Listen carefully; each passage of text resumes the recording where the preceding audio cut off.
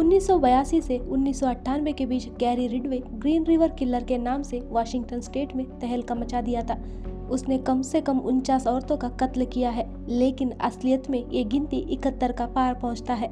अगर ये सच है तो ये उसे अमेरिकन हिस्ट्री का सबसे प्रोफाइलिंग सीरियल किलर्स में से एक बनाता है। बलात्कार और हत्या के लिए एक नया शिकार ढूंढने के बजाय पीड़ित की लाश को कब्र से खोदकर उसका बलात्कार करने की अपनी विकृत मानसिकता के बारे में विवरण से समझाने से लेकर अपने गला घोटने की कला का डेंगे हाँकने तक, रिडवे की कहानी किसी हॉरर मूवी से कम नहीं है। दूसरे सीरियल किलर्स जैसे टेड बंडी की तरह रिडवे कुख्यात तो नहीं है, लेकिन उसने बंडी से कई ज्यादा पीड़ितों का हत्या किया है। इनफैक्ट जब 1980 के दशक के बीच में बंडी को पकड़ लिया गया था और जांचकर्ता उस समय आतंक फैला रहा रिडवे को पकड़ने के लिए टेड बंडी का मदद मांग रहे थे। The silence of the lambs movie की तरह इन्वेस्टिगेटर्स बंडी के सीरियल किलिंग्स के नॉलेज और वाशिंगटन स्टेट की जानकारी को इस्तेमाल करके रिडवे का प्रोफाइल बनाने लगते हैं। ये है सियाटल सीरियल किलर गैरी रिडवे की भीषण सच्ची कहानी और कैसे टेड बंडी ने उसे पकड़ने में पुलिस की मदद की। 18 फरवरी 1949 को ऊटा के साल्ट लेक सिटी में जन्मा रिडवे का बचपन किसी भी और आम बच्चे की तरह खुशनुमा गुजरा, लेकिन 15 साल की उम्र में उसने एक लड़के को चाकू मार दिया, बस ये देखने के लिए कि चूरा कैसे काम करता है।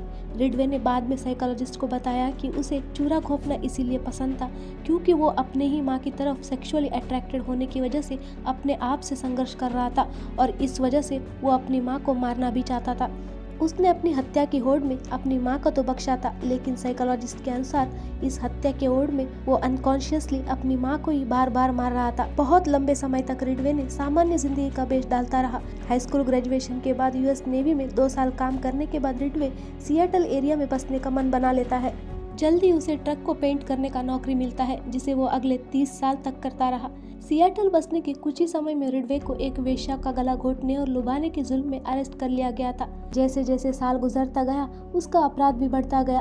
बड़े पैमाने पर यह मानना है कि रिडवे ने अपनी खून की होड़ 1982 में एक 16 साल की बेघर लड़की के बलात्कार और हत्या से शुरू की थी। गैरी रिडवे अक्सर बेघर लड़कियों को अपना निशाना बनाता था। वो वेश्याओं को हाईवे 99 के पास की बार या ट्रक शॉप से उठाता था। वो अपने पीड़ितों को फुसलाकर कार में बिठाने के बाद उनका भरोसा जीतने के लिए अपने बेटे की तस्वीरें दिखाता था। फिर उनके साथ सेक्सुअल एक्टिविटी के बाद उनका गला घोंटकर उन्हें मार डालता था। सियाटल सीरियल किलर अपने शिकारों के बॉडीज को ग्रीन रिवर के जंगलों में टिकाने लगाता था। रिडवे जानबूझकर क्राइम सीन्स में सिगरेट के टुकड़े और च्युइंग गम फेंकता था जो उसकी नहीं होती थी, ताकि जांचकर्ताओं को बेवकूफ बना सके। कभी कभार तो वो एक बार लाश को ठिकाने लगाने के बाद कुछ समय बाद उस लाश को वहां से निकालकर कहीं दूर ले जाकर दफनाता था। 2 लाशों को तो वो पोर्टलैंड तक ले गया था। कत्ल की होड़ के अंत तक उसने 49 औरतों का कत्ल को कबूला था। फिर बाद में ये नंबर 71 तक पहुंच गया था। रिडवे ने एक बार कहा था कि मैंने इतनी औरतों को मारा है कि उनका गिनती रखना मेरे लिए मुश्किल है।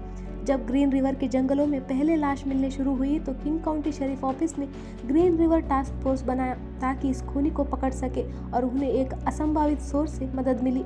इस ग्रीन रिवर टास्क फोर्स के 2 मेंबर्स रॉबर्ट कैपेल और डेव रिचर्ड अक्सर साइकोलॉजिस्ट और क्रिमिनोलॉजिस्ट के साथ इंटरव्यू करते रहते थे ताकि खूनी के हरकतों और उनके मोटिव्स पर और जानकारी हासिल कर सके। आखिरकार 1984 के एक इंटरव्यू उन्हें कुख्यात टेड बंडी तक ले गया। कैपेल के अनुसार बंडी खुद आगे बढ़कर इन्वेस्टिगेशन का हिस्सा बनने का ऑफर दिया था। बंडी तब तक कत्ल, बलात्कार, डकैती और नेक्रोफिलिया के जुल्म में काफी सालों से सलाखों के पीछे ही था और अपने फांसी का इंतजार कर रहा था। ग्रीन रिवर एरिया में हो रही कत्लों की जैसे ही कत्लों का एक्सपीरियंस होने के कारण बंडी इस केस में काफी मददगार साबित हुआ। वो कैपेल और रिचर्ड को सियाटल सीरियल किलर की साइकोलॉजी, उसके इरादे और बर्ताव पर अनफिल्टर्ड ओपिनियन देने लगा। रिचर्ड के अनुसार टेड बंडी और गैरी रिडवे काफी चीजों में समान थे, खासकर उन दोनों को अपने किए पर रत्ती भर भी पछतावा नहीं होना और किसी के लिए भी उनके मन में कोई संवेदनाएं नहीं थी। बंडी के जैसे ही रिडवे को भी अटेंशन और कंट्रोल का प्रबल इच्छा था और अपने कत्लों के बारे में बात करते हुए वो काफी घमंड महसूस करता था।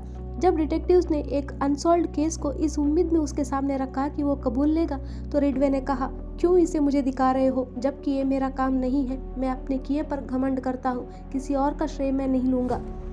जब टेड बंडी इन्वेस्टिगेटर्स को मदद कर रहा था तब उसने बताया कि खुला घूम रहा सियाटल सीरियल किलर शायद अपने शिकारों को दफनाए हुए जगह पर फिर से आकर लाशों के साथ बलात्कार करता होगा। इन्वेस्टिगेटर्स को अगर कोई नई कब्र मिले तो बिना छुए खूनी का लौटने का इंतजार करना चाहिए। बंडी का थियोरी बिल्कुल सही साबित हुआ।